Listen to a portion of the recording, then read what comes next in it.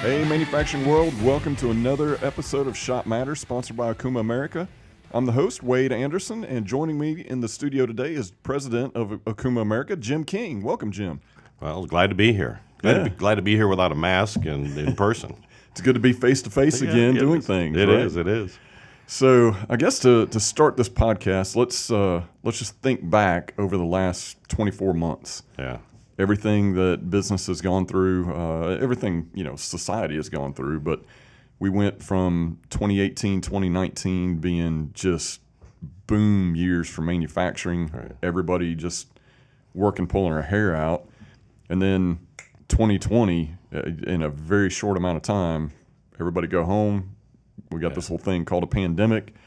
What, from running a corporation like you do, that had to have just thrown a lot of challenges your way. I've been doing manufacturing for over 40 years, and never in my professional career have I ever had to deal with anything like this. Yeah. We started out, like you said, 2018 banner year, record set, 2019 strong year, still growth, and we had a plan in 2020 that I would have said it was going to be really strong. And this thing called, at that time, coronavirus, that evolved to COVID-19, but coronavirus. I was in Japan the week of February 3rd for a quarterly board meeting, and we left on the 6th, and that was the last time I got on an airplane. Yeah. And still haven't been on one yet. And so during the time, we thought that COVID-19 was going to be just a 3-month issue. And by mid-March, the governor of North Carolina shut down everybody other than essential workers. Yeah. So we went from 100 miles an hour to 0. Yeah. Our customers shut down. Many of the states that would never even allow the customers to open up their shops. So we end up, at that point, as a leader, we started looking at how do we survive? Customers aren't buying anything, so you go from 100 miles an hour to 0. What do you do? Right. And like most companies, we took a real serious look at it, and then the governor said, go home. So we sent all non-essential employees home. And immediately had to figure out something called Teams. Yeah. And how do you do that? How do you train people? And throughout the first couple months, our employees really worked together to learn how to use the technology. And it was by far an amazing time of having a culture be extended from the home offices of our employees. So you didn't have the book that you pulled off the shelf that said Managing Through a Pandemic 101? No, not at all. No, it was every day the rules changed. Yeah, you're writing a new chapter every day. And at times the federal government, on the hour would change the direction of what they were asking us to do or not do. And PPP money, do you take it or don't you? Right. And we as an organization had to figure all that and navigate all of that through the pandemic. And I tell you that having good, strong culture throughout the pandemic and having people trust one another really helped us manage our way hour by hour, day by day until it kind of settled itself out. Yep. Very good. So as you think back to embracing technology, what do they say? Necessity is the mother of invention, right? So, talk through how did that look? I mean, obviously we lived through, on a Monday morning, hey, everybody's got to log in for Teams, fire it up, let's figure it out. What did that look like from a management perspective on how did you go from the top level and get the organization to embrace it? The luck part of our technology journey is that we implemented a new business system, all based on Microsoft, and we were just starting to roll Teams out in the January, February timeframe. So it was coming regardless of the pandemic or anything else. Absolutely. That was just going to be a function of our business plan. Yeah. And I remember IT telling me that, it's going to be complicated. We're going to have to train people, but we'll get it installed in the months of January, February, and we'll figure out maybe by June we'll have everybody trained. And then, immediate, it wasn't an analog signal, it was a step signal. It stepped up 100%. And it was surprising how everyone just grabbed a hold of it and just really worked it. And I think one of the things we did early on, we held that concert. We for all the people that were working remotely. So yeah, just describe to people who Yeah. from outside the Okuma world that is listening to this. We did something kind of fun, part of our corporate values, making it fun. So talk through kind of how that came about. So one of our employees has a friend of his that does gigs around the Charlotte area, and he said, "Listen, how about if we pull all the employees together, get them on a Teams session, and at lunchtime we'll have a concert." Yeah. And so everybody logged into Teams, and this guy serenaded us. We all wrote songs to him that we wanted to hear, and he played for a good hour. And it was just amazing. And everybody at that point had to learn how to get onto Teams. Yeah. And so it kind of forced everybody, and everybody had a great time. Yeah. Yep. I remember sitting, there in my living room with Teams up, listening to the concert during lunch, and my wife walking in, going, "What are you doing? What are you watching?" I said, "This is work. I mean, Jim King's paying me to watch this concert right That's now." right. No, that was good. And, I think that's part of, how do you've got a culture that's within the company. Right. Everybody goes remote, but how do you keep in contact and keep people having fun? I think that's one of the aspects. I know one of our distributors, one of the owners of one of our larger distributors, he would do a thing called a happy hour. And, every Friday afternoon at 5 or 6 o'clock, guys would jump on, this Teams call, and, they're all scattered out. They're all remote through different states.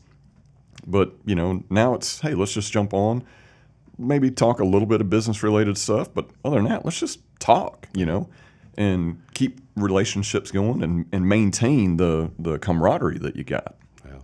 We continue throughout the pandemic. We were always making sure that we had our normal meetings. We kept on schedule. We still have one-on-ones with each of the employees. We continue the same strategies, but we did it remotely.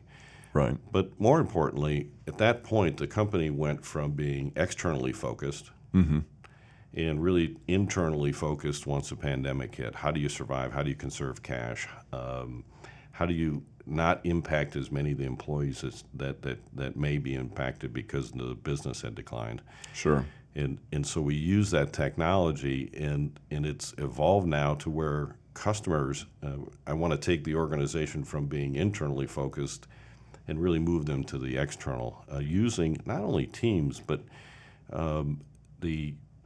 our customers are looking now to how do I balance this use of technology, non-personal relations are still needed. Yeah. You got to have people interacting with one another. Right. Humans need that. Yeah, we're social creatures. So We are. you bring up an interesting point with everybody kind of turned and looked internally. I think that's not just a corporate thing. That's a society as a whole. When the pandemic hit, everybody kind of retracted a little bit and said, hey, how do I take care of my home? How do I take care of my family? And then, obviously that affects business, that affects the corporate world. And to your point now, as people are getting vaccinated, things are opening up. We're able to go around. If we're vaccinated, we're working together without masks. We're kind of getting back to, a sense of how it was previously, but we all still got, over the last 18 months or so internally focused that now we got to change and think back to, okay, how do we get back to a service-oriented culture? Yeah. The term I use a lot of before we were in the pandemic, our company, a lot of our employees were selfless. They would do anything for anybody to take care of the customer and live our corporate values. When COVID hit and they went home, and they become somewhat selfish because it's about me, it's about my family, it's about how do I protect myself and my family and my livelihood. And now we're going to ask our employees and society to let's go back to being selfless and being willing to serve again. And so when I look at it, that's really going to be the challenge, I think, for many of the leaders is how do you get to a place where people are again, leading with a servant heart and really taking care of customers and really focusing on the customer. Right. So one of the things that I've talked to Jack Burley recently up at Big Kaiser, and we were talking a little bit about this subject because, all companies basically had to go through the same thing. And he said one of the things that he's been studying and researching more on is the whole culture aspect, and how when the pandemic first hit, you had a core team of people that worked together for years. So they had trust, they had camaraderie, they had working relationships built with people. And when they went remote, hey, things continued. We were able to keep the wheels on the bus, keep work moving forward, because we still had that culture. We knew who to reach out to. I knew, Jim King's available during these times on these days and not this time because I've been around you for years. But now, as we're bringing in new people, business is ramping up, you're injecting new people into the business. They don't have that. No. So how do you bring that back and get that culture going again for the new people? Because if they just start remote, they're never going to have that same bond, I think, that long-term employees have had. Yeah. One of the things that we've started is realize we also have about 70% of our employees are remote, but we have 30% that are working in the plant. So we have people there every day. Mm-hmm. So new employees are not allowed to work remote full-time. And we make sure that when they come into the office, we have teams of people connected to them so that they start to learn different people, different organizations. So we buddy them up so that they get part of the culture and they start to understand really what's happening. And I think as the vaccinations continue to rise, we'll start bringing more and more people back into the facility. Right. Probably working through kind of a hybrid schedule of X amount of days per week, and then eventually coming back to a full-time type rotation. Yeah, the business will dictate a lot of that. Mm-hmm. If the business levels get up to a level, we still have to take care of the customer. Right. Without a customer, we don't exist. Right, absolutely. And being in manufacturing, there's, I think, some jobs that there's a lot of remote work that can be done.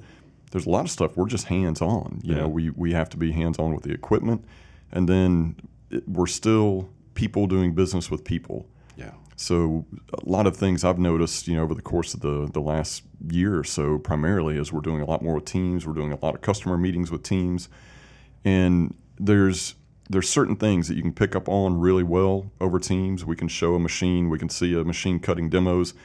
What you can't see really well is the body language, the facial expressions, the glances that's going on, with other people in the room. And that's stuff that I noticed as we've kind of opened back up. I've been on a couple of business trips here recently, and you pick up on things like that. You sit in a boardroom and you're talking about something, and you realize, man, for the last year, I couldn't really see this guy and really judge his body language and characteristics. So there's a big component of how do we take care of the customer when you could be misreading somebody. What is it? I think it's 30% of what's communicated is verbal. Right. 70% is nonverbal. Right. You could be listening to things but completely misunderstanding the situation because you're not getting a good read on what the customer is really saying, really needing. Yeah. If you take a look at our customer base, a lot of those customers are individuals that have small shops. Mm-hmm. They're busy people. They have complex problems that we can see over any type of digital media, but they require us to really be in front of them to help them choose the right equipment to manufacture these parts. So I think in the end, there'll be a real mix of using technology to communicate to people, using technology to troubleshoot machines remotely. But in the end, I think there's still going to be times where people need to be in front of the customer, in front of the machine, and really experiencing what's happening real time. Right. And anybody that's in this industry knows that when you're standing in front of that machine, you have a whole different perspective versus if you're looking over a camera. Yeah, I agree. So here, what was it, probably January, February timeframe, you did a presentation kind of themed about the new way forward. Yeah. And that's really kind of become a mantra within Okuma. Right. So tell me kind of how that come about and what does that mean for you as a leader of a corporation like this? Well, throughout the pandemic, I heard people talk about getting back to normal or what's the new normal. And the more I thought about it, it's why do I want to go back to anything? Or the normal before, we've learned so much, and technology has helped us evolve. Yeah. Why would I want to go back to anything or even go to what was before? Mm-hmm. So I started thinking about a way of how do we communicate to our employees and to our customers that we want to be progressive. And for me, that was the new way forward. How do we look at our customers in a different way? And how do we help them? And speed is critical in business today. Right. And so more so than probably ever before. absolutely. Yeah. So that for me, it's how do we help our customers understand our technology and be able to implement it in a very expeditious way. So plotting a new way forward, everyone in the organization is starting to look at what's next and how do I define my new way forward. And that's not only using Teams and other technologies, but it's defining how do we operate and increase the speed of transactions for us internally, to our distributors, and more importantly, to our customers. Mm-hmm. And so each department is working through their new way forward to try to figure out how can I really optimize the resources that we have in our company. And I think it's a very positive outlook. Right. It's very forward thinking. And the other part of that is being intentional. Mm-hmm. So if you're plotting a new way forward, you have to be intentional of what you're trying to get accomplished in that new way. And so the other part of that is I'm asking everybody to be very intentional, document what you're doing, set a guidepost of where that next turn is, Yeah. so that you really can define a better way forward for our organizations. And I'd suggest everybody look in that kind of way. I almost feel like with the pandemic, it kind of ushered in, if you look at your business plan, it's almost like it was written on Etch-a-Sketch. The pandemic hit, and you get to shake it and kind of rewrite the grains of sand a little bit. And Right. with the change and the adoption of technologies, I think before you're always trying to think, hey, how can we do things better? But are you really implementing or making those changes because you got a little bit of a comfort zone? Man, we've always done it this way. Right. It's been working. Do we really want to change how we do a sales meeting, or how do we do staff meetings and things? Where when the pandemic hit and everything changed, it was forced upon us, I think it became a little bit more acceptable to just say, hey, yeah, let's just wipe the slate and think about how do we do this differently? How do we do it better? And I think it helped to, kind of force people out of that comfort zone, out of that status quo, to say, all right, we're in a little bit of chaos. Let's just go ahead, and we've been wanting to make some changes. What's going to happen, and test it out a little bit. So, Yeah, the other part of it is that we all became very short-sighted. We threw our strategic plan out the window in 2020. right, And we said, okay, all the objectives we had, we're going to have 3. And it was take care of our employees, take care of our parent company, and take care of our distributors. sure, And that was it. That's all we focused on. Mm-hmm. And now the new way forward starts allowing people to look down the road a little ways. yeah, Have a horizon versus what's right in front of your face. Mm-hmm. And so that's the other reason why the new way forward really gets people to start thinking longer term again. yep, Let's look at how the year is, maybe out to 5 to 10 years. But I'll tell you, as I talked to employees before we started the new way forward, they were all thinking about what was going to happen by the end of the day or the week. right. And I sat there and said, okay, what are you going to do next year? You're looking down at the road instead of looking up at where you're going. Right. Yeah. So their eyes would roll back and go, I got to think more than just what's in front of me. And it's now time to do that. Yeah. Yep. Very good. Well, Jim, I appreciate your time today. problem. Any key advice? Any customers out there that's struggling with adapting to new technology? What would be your one piece of advice you would offer? Surround yourself with some of the best people you can find. Be willing to admit you're wrong or you don't know. Listen to those people, because I think as we start using technology, a lot of us may not be prepared as leaders to deal with it. Yeah. And if you surround yourself with people that are better than you are, and you're willing to listen to them and pivot as needed, I think leaders today need to be very flexible and be able to pivot when it's required, because not all of us are able to deal with this technology. I've been in business over 40 years, and some of the new policies, I tell you, I struggle with. Yeah. But I trust the people around me. and I trust their advice. And I would say take that advice and use it. It would be my last closing statement. Excellent. Well, Jim, that's excellent advice. I really appreciate the time you've taken to be here with us today. Well, thanks for having me, Wade. It's good to be in person without masks and see your smiling face. Absolutely, same. So thank you for joining us today. Again, if you have any thoughts, ideas, or ideas for future podcasts, please feel free to reach out to me on LinkedIn or wanderson@okuma.com, or search us out on okuma.com. Till next time, we'll see you then.